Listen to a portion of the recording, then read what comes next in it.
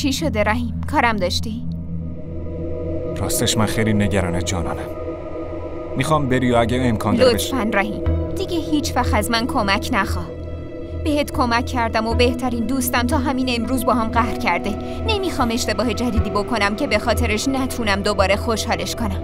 اما نورین گوش کن. نه رحیم، نمیخوام هیچ حرفی بشنوم و نمیتونم درباره جانان کمکت کنم. لطفاً منو وارد این قضایا نکن باشه. نورین تو اصلا گوش نمیدی و همش پشت سر هم حرف میزنی. حداقل گوش کن ببین چی میگم. هر چیزی که بگی اشتباهه. نظرم اینه که ولش کنی به حال خودش. چطور این کارو بکنم؟ چطور میتونم ولش کنم؟ من خیلی دوستش دارم و اون مشکل داره. میخوام از طریق تو بهش کمک کنم و حمایتش کنم. فقط همینو بس. مثل قبل؟ مثل که یادت رفته چی کار کردی که ازم عصبانی شد و با هم قهر کرد؟ من اصلا کاری نکردم، باور کن. فقط سوء تفاهم بود. تو منو خوب میشناسی. گوش کن رحیم، دیگه کافیه. چه قبول کنی چه نکنی دلیل وضعیت امروز جانان فقط و فقط تویی. برادر و زن برادرش مردن، مجبور شد دانشگاه و ول کنه، رویاهای آیندهش از بین رفته.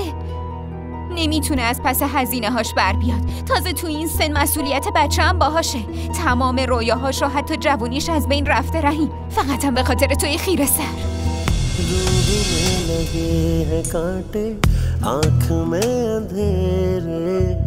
मेरे हाथ ही ना आए ख्वाब थे जो मेरे पास पास रह कर तन्हाई पूछती है मिली क्यों ये जुदाई रोक रोक जिन्हें अपनी सुनाई क्या करेंगे इन्हें समझना.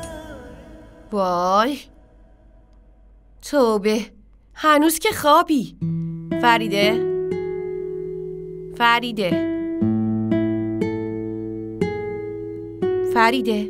بلند شو فریده. چی شده مامان؟ بذار بخوابم. مگه نمیخوای بری دانشگاه؟ نه، درس نمیخونم، دیگه نمیرم. چرا این کارو میکنی؟ یه هفته است که نمیری. تمام روزو میخوابی و تمام شبم بیداری. امتحانات هم که نزدیکه. الان تو داری با کی لج میکنی؟ گفتم نمیخوام درس بخونم. اینقدر تنبلی نکن و بلند شو. تو چت شده؟ ولم کن تو رو خدا. نمیخوام برم دانشگاه، نمیخوام درس بخونم.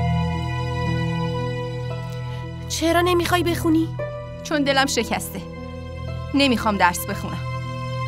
تو دانشگاه باید با رحیم روبروشم و نمیتونم بی‌اعتناییشو تحمل کنم. این راه حل مشکلت نیست دختر. ببین، اگه تو زندگی به چیزی نرسیدی نباید ناامید بشی. باید یه راهی پیدا کنی. و اگه همه راه‌ها به بنبست رسید، اون وقت چی کار کنم؟ محال همه راه‌ها به بنبست برسن. نباید اینطوری ناامید بشی. ناامیدی تو رو به تاریکی میکشونه. اگه یه نفر تلاش کنه، اون وقت هر چیزی براش ممکنه. بهت قول میدم تحت هر شرایطی تو رو به عقد رحیم در میارم عزیزم. اما تو هم باید شجاعت داشته باشی، هم صبر. اینو داری جدی میگی مامان؟ این وظیفمه. به خاطرش برنامه ریزی کردم. اما هر چیزی یه وقت مناسبی داره. هر چیزی بهت میگم و باید انجام بدی. همه چیز درست میشه.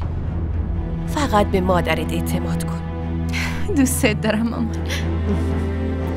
بلند شو عزیزم. حاضر شو برو دانشگاه. باشه.